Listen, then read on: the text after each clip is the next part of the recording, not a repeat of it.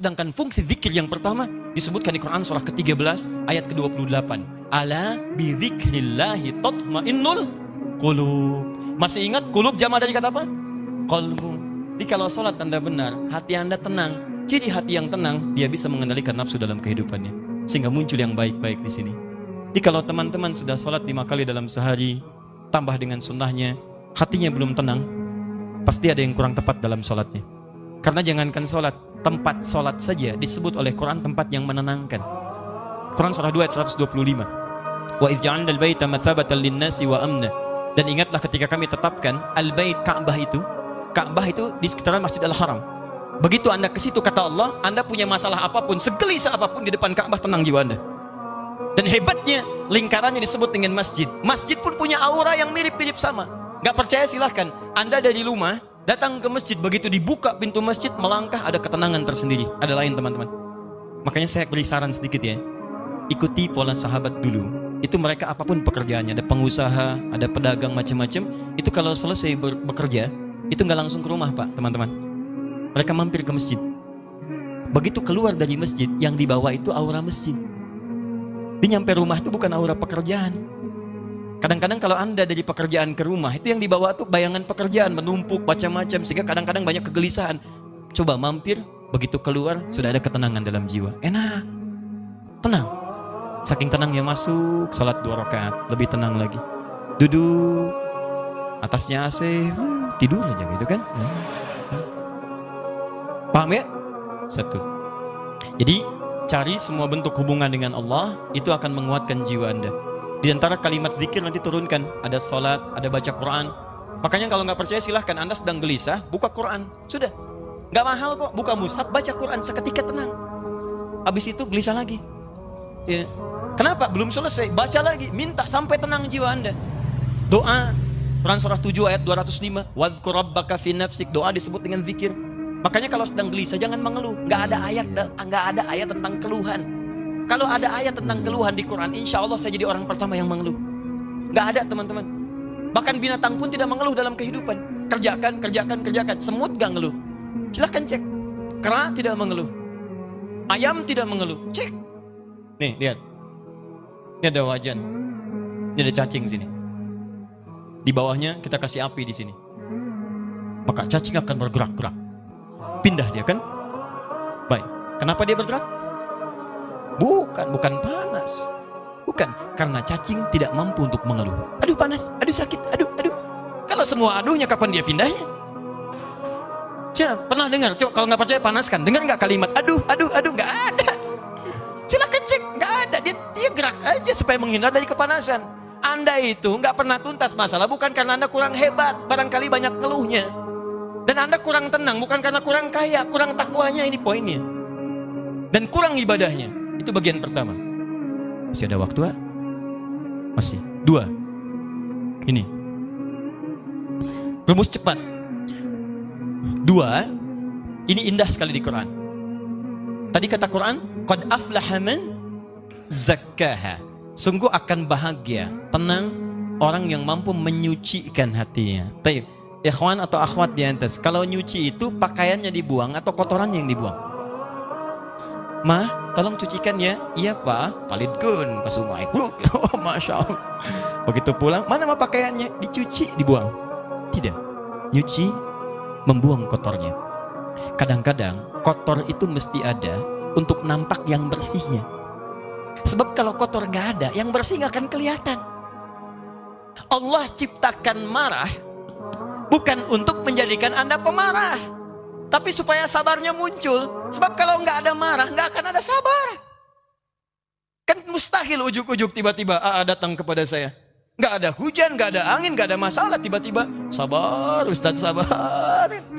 Saya cuma tanya, sehat? Ya.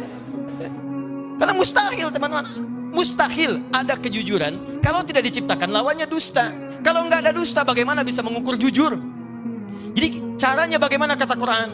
Ketika Anda mendapati semua ini dalam kehidupan, tidak diciptakan ini kecuali untuk diketahui lawannya. Jadi kalau Anda menemukan sesuatu yang tidak baik, yang bersumber dari nafsu, cepat langsung cari lawannya di takwa untuk menyelesaikan itu semua. Karena itu tidak dimunculkan kecuali melatih Anda untuk mendapatkan sifat takwanya. Contoh prakteknya. Ibu, halo? Suami pulang dari kantor, tiba-tiba marah. Marah saat dititipkan pada suami, hakikatnya isyarat Quran bukan ingin menjadikan suami pemarah, bukan. Tapi dititipkan marah pada suami supaya sabar di ibu itu muncul. Sebab di depan itu banyak persoalan yang membutuhkan sabar yang lebih. Kalau pada yang ini aja nggak bisa sabar, bagaimana mengatasi yang di depan? Diberikan kesabaran itu. Dititipkan marah pada suami bukan untuk menjadikan suami pemarah. Jadi kalau suami pulang marah misalnya, maka lihat cara bacanya. Berarti ibu dituntut untuk menghadirkan kesabaran. Allah sedang ingin memunculkan sifat takwa pada diri ibu dalam bentuk sabar. Ibu ingin dekat dengan Allah? Ingin. Baik, sekali lagi, ingin dekat dengan Allah? Kunci dekat dengan Allah, sabar. Innallaha ma'as sabirin. Quran surah kedua ayat 153. Allah dekat dengan orang-orang sabar. Ibu ingin masuk surga? Kunci masuk surga, sabar. Quran surah 13 ayat ke-28. Kalimat malaikat pertama menyambut orang ahli surga, salamun alaikum bima sabartum. Selamat, Anda bisa masuk surga karena sabar. Jadi kalau ada suami marah, datang ke rumah, berbahagialah Bu. Kenapa? Karena pada saat itu ibu dititipkan oleh Allah, langsung cari lawannya. Mama, alhamdulillah, sabar. Ya Pak, Masya Allah. Ini kadang-kadang tertukar. Suami marah, ibu lebih galak. Masya Allah. Mama, kenapa Pak? Mama kenapa? Papa kenapa? Mama gak tahu kalau Papa ini matahari, pemimpin. Papa gak tahu kalau Mama bulan. Dengan kekuatan bulan, aku menghukummu. Ini repot. Gak nyambung. Gak beres-beres kalau begitu. Sama. Jadi sebenarnya gak susah. Kalau Anda menemukan yang kotor dari nafsu, cepat cari lawannya yang baik. Suami pulang nih, istri cemberut. Apa lawan cemberut? Senyum. Jadi begitu Anda pulang ke rumah, lihat istri cemberut. Ini Anda tinggal senyum. Assalamualaikum. Dik. Kayaknya kenal. Udah gitu. Ya, cuman memang teorinya mudah, prakteknya tidak sederhana itu. Betul. Ustadz juga sama. Makanya jarang ada ustadz ceramah bawa istrinya, jarang itu. Jarang sekali. Ini live ya. Kita selesaikan di rumah. Jadi dua saja itu. Pertama, bangun hubungan dengan Allah, zikir. Makanya Anda kalau temukan kalimat-kalimat ibadah itu semuanya takwa ujungnya. Nanti sebentar lagi puasa. Apa tujuan puasa? Takwa. Quran surah 2 ayat 183, paling kiri sebelah atas.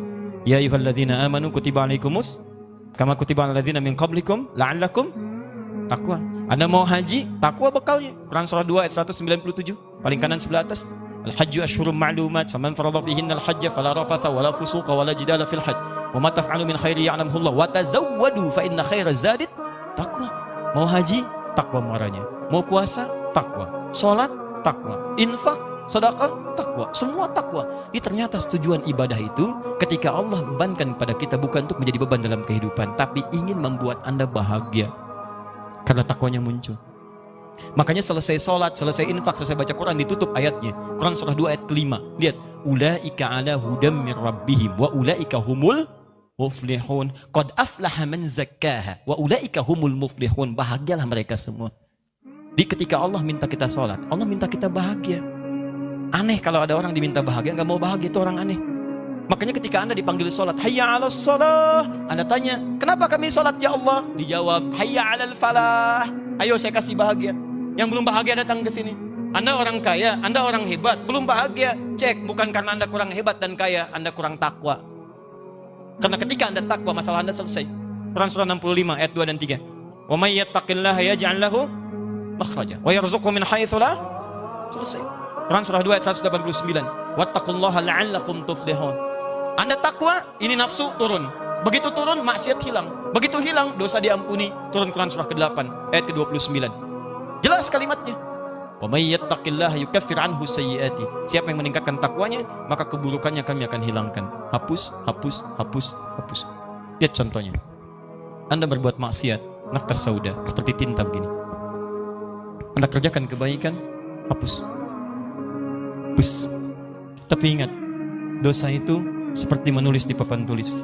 Tintanya ringan, mudah untuk dihapus. Tintanya sulit, tidak mudah untuk menghapusnya. Butuh waktu, butuh perjuangan. Kadang-kadang Anda mesti berjuang. Seperti saya, berjuang datang sendiri, rangin sendiri, nulis sendiri, ngapus sendiri, ya sama.